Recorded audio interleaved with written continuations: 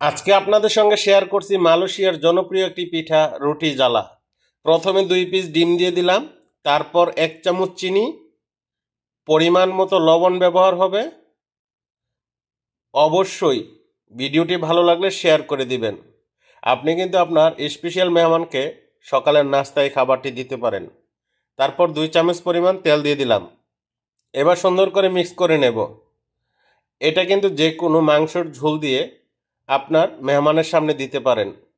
তারপর হলুদ দিয়ে দিলাম। আপনি চাইলে যে কোনো ফুড কালারে রং করতে পারেন, গ্রিন, লাল, হলুদ বিভিন্ন রঙে তৈরি করতে পারেন। এটা মালয়েশিয়ার খুবই একটা জনপ্রিয় খাবার। হলুদের সাথে আমি একটু সাফরান কালার ব্যবহার করছি যাতে রংটা সুন্দর হয়। এবার আপনি শুধু হলুদ দিলেও চলবে। তারপর এখানে কোকোনাট মিল্ক ব্যবহার করবেন। আপনি যদি 200 গ্রাম কোকোনাট মিল্ক ব্যবহার করেন তাহলে 200 গ্রাম পানি দিবেন। আর এখানে যদি কোকোনাট মিল্ক না থাকে তাহলে সাধারণ দুধ দিয়েও তৈরি করতে পারবেন, কোনো সমস্যা নেই। তারপর এখানে প্রায় 300 গ্রামের উপরে ময়দা দিয়ে দিলাম। তারপরে আপনার ডোটা আপনি চেক করে নেবেন। যদি দেখেন না কম বেশি হয়েছে তাহলে দেখেন আমার ডোটা কীরকম হয়েছে, ঠিক এরকম হবে। আর একটু কম বেশি হলে কোনো সমস্যা হবে না। তারপর একটা বোতলে নিয়ে নেবেন। এই যে দেখেন 3টা মুখ আছে। যদি এটা আপনার কাছে না থাকে তাহলে আপনি যে কোনো একটা বোতল 2-3টা ছিদ্র করে এভাবে গরম একটা তাওয়ার মাঝে ঘুরায় পিঠাটা বানাইতে পারবেন। এই পিঠাটা খেতে অনেক সুস্বাদু, আর মাংসের সঙ্গে দিলে আপনার তুলনাই হয় না। একবার খেয়ে দেখুন, 10 থেকে 15 মিনিটে কিন্তু আপনি এই নাস্তাটি তৈরি করতে পারবেন। আর আপনার মেহমানকে এবং আপনার পরিবারকে একটা সারপ্রাইজ হিসাবে দিতে পারবেন। ঠিক আছে?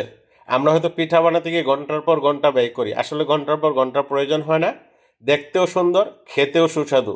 আপনি একবার ট্রাই করে দেখতে পারেন। তো আমি এইভাবে 10টি পিঠা বানিয়ে নিয়েছি। অবশ্যই আমার ভিডিওটি কেমন লেগেছে আপনারা কিন্তু কমেন্ট করে জানাবেন। আপনি চাইলে হালকা ঘন অথবা পাতলা করে দিতে পারেন, কোনো সমস্যা নেই। এটা আপনার ব্যক্তিগত বিষয়। তো অবশ্যই দেখতে যে সুন্দর দেখা যায় এরকম করেই বানাইবেন। তো দেখেন আমার পিঠাটা কিন্তু অলরেডি হয়ে গেছে। এইভাবে আমি 10টি পিঠা বানিয়েছি। এভাবে 2 দিকে ভেঙে তারপর আপনি সুন্দর করে একটা রোল করে নেবেন। দেখেন, তো এরকম যদি 8-10টি পিঠা সুন্দর একটা প্লেটে সাজিয়ে দেন আর সঙ্গে মুরগির মাংস অথবা খাসির মাংসর ঝোল দেন, নতুন জামাইয়ের আপ্যায়ন আর কি লাগে বলেন? দেখছেন নি? দেখতেও সুন্দর কিন্তু, হ্যাঁ?